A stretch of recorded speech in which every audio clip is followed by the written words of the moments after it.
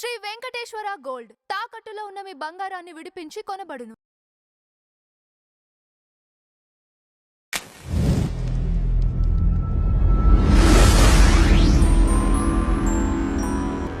నమస్తే అండి, welcome to tea media.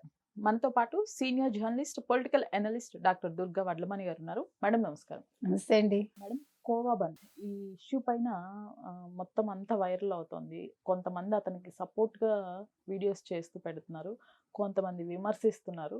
అసలు ఈ సంఘటన పైన మీ విశ్లేషణ ఏంటి? ఒక వ్యాపారి వ్యాపారం చేసుకునేటప్పుడు మనం ప్రశ్నించే విధానం అనేది ఒక రకంగా ఉంటుంది, ఇలా కాదు. ఒక సాధారణ వ్యాపారిని మనం నిలదీసి అతని వ్యాపారం మానుకుని వెళ్ళిపోయేలాగా చేయకూడదు. ఎవరివైనా సరే, ఇప్పుడు పల్లీలు అమ్ముకునే వాళ్ళు ఉంటారండి, లేదు మనం చూస్తాం పిడత కింద పప్పు అంటాం మనం, వాడు అన్నీ అక్కడ వేసి చేస్తాడు. కారం, ఉప్పు, ఇంకా ఏంటి పచ్చిమిరపకాయలు అన్నీ కట్ చేసే ఉంటాయి, ఇవన్నీ ఓపెన్గా ఉంటాయి. తింటున్నాగా, ఆ కారంలో కల్తీ ఉందో లేదో మనం చూసుకుంటున్నాం, తింటమే పరమార్థం మనకి. అదేవిధంగా మీకు దాన్ని ఏమంటారు, కొబ్బరి బర్ఫీలు, ఇంకా రకరకాలు ముక్కలు కోసి పెడతాడు, ఫ్రూట్స్ తింటున్నాము. మామిడికాయ ముక్కలు కట్ చేసి పెట్టి ఉంచుతాడు. పనస్తోనలు ఓపెన్గా ఉంటాయి, అవి ఓపెన్ చేసి తింటున్నాగా. అంటే నేను అనేది మనం చూసే దృష్టిని బట్టి ఉంటుంది. అతను మస్కా బన్నో కోవా బన్నో ఏదో మన మేడారం జాతరలో అమ్మాడు ఒక అతను, వలి అని. అంటే మేడారం జాతరకి ముస్లిం రావడం తప్ప, మేడారం జాతరలో మస్కా బన్ అమ్మడం తప్ప. అది కూడా ఇంకొకటి, ఇక్కడ నమ్మకాలు అనేవి అమ్మకం దాకా వచ్చేసరికి ఉండవా, ఉంటాయా, అది కూడా చూడాలి. ఇప్పుడు కర్ణాటక నుంచి వచ్చాడు, ఇప్పుడు మనం దర్గాల దగ్గర హిందూస్ వెళ్ళి అమ్మగలుగుతున్నారా, అది కూడా చూడాలి. ఇప్పుడు మీరు తమిళనాడులో నేను చాలా గుళ్ళు చూసా, క్రిస్టియన్స్ అందరూ అక్కడ కొట్ల దగ్గర కూర్చుని ఉంటారు, మేము హిందూస్ అని అబద్ధం చెప్తారు. అయితే నేను ఇక్కడ మతం తీసుకురావద్దని చెప్తాను. వ్యాపారం దగ్గర మతం వద్దు. గుళ్ళ దగ్గర మీరు ఇచ్చే కొట్లు అది ఆ ఆలయ అధికారులు చూసుకోవాలి, ఆ బోర్డు మెంబర్స్కి సంబంధించింది. అదేవిధంగా ఇక్కడ ఫుడ్ సేఫ్టీ అధికారులు చూసుకోవాలి. మేడారం జాతరకి ప్రభుత్వం ఇంత పెద్దగా ఏర్పాట్లు చేసినప్పుడు వాళ్ళు ఈ ఫుడ్ సేఫ్టీ కూడా వాళ్ళదే. అది ఫుడ్ సేఫ్టీ అధికారులను పెట్టాలి, కొత్తగా ఇది నియమించుకోవాలి. అలాంటప్పుడు ఇలాంటి గొడవలు రావు. ఇక్కడ వ్యక్తిత్వ హననం ఉండకూడదు, అవునా, మతం తీసుకురావద్దు. మీరు ఈ ఫలానా హిందువులే ఉండాలని ముందు ఒక డిక్లరేషన్ ఇచ్చేసుకోండి, నెంబర్ 1.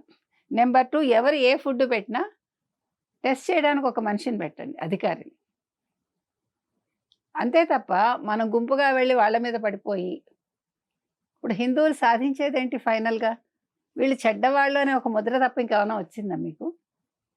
అతని వ్యాపారం సజావుగా సాగుతోంది, అతని లాభాపేక్ష లేకుండా 10 రూపాయలకు అమ్మాలనుకున్నాడు. దీని మీద ఎంఆర్పి ఉందా, ఈ కోవా ఎప్పుడు చేసింది, ఏ పాలతో చేసింది, అవసరం అండి ఇలాంటివన్నీ? అంటే కావాలనే మత విద్వేషాలు రెచ్చగొడుతున్నారు అనే కొంతమంది ఉంటారు అట్లాగా. పాయింట్. దానివల్ల ఎవరికి వస్తుంది, మొత్తం హిందువులకు వస్తుందిగా, హిందూ సమాజానికి చెడ్డ పేరు వస్తుంది. ఒకళ్ళు చేసే పనికి ఇంతమంది ఎందుకు బాధ్యులు అవ్వాలి? ఇప్పుడు ముస్లిమ్స్లో ఇలా జరిగింది అనుకోండి, ఒక్కళ్ళు బాధ్యులైనా 100 మంది భుజం మీద వేసుకుంటారు, ఇక్కడ ఎవడు వేసుకోడు. ఇప్పుడు అతనికి ఏదైనా అయినా కూడా ఎవడు పట్టించుకోడు. ఓకే, ప్రశ్నించాడు, తప్పు చేశాడు, ఏదో అయింది అనుకుంటారు.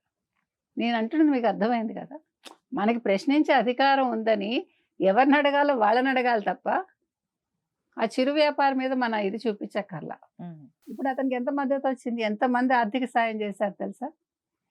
పరిటాల శ్రీరామ్, నీ వెనకాల నేనున్నాను, నీకు నేను రాజకీయంగా హెల్ప్ చేస్తాను అంటున్నాడు. అంటే ఒక వ్యక్తిని మనం తెలియకుండా గొప్పవాళ్ళని చేస్తున్నాం అంతే.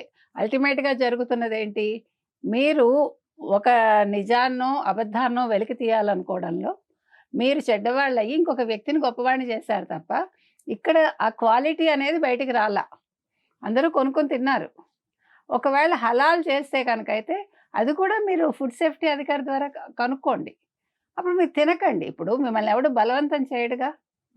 2 అంశాలండి ఇలాంటి జాతరల్లో హిందువులే పార్టిసిపేట్ చేయాలా అంటే వ్యాపారాల్లో, 2 ఫుడ్ సేఫ్టీ అధికారులను నియమించాలా. ఇలాంటి అంశాలు కొత్తగా తెర మీదకి వస్తున్నాయి. ఈ అంశాల మీద ప్రభుత్వం దృష్టి పెట్టాలని మనం చెప్తున్నాం. Right madam, thank you.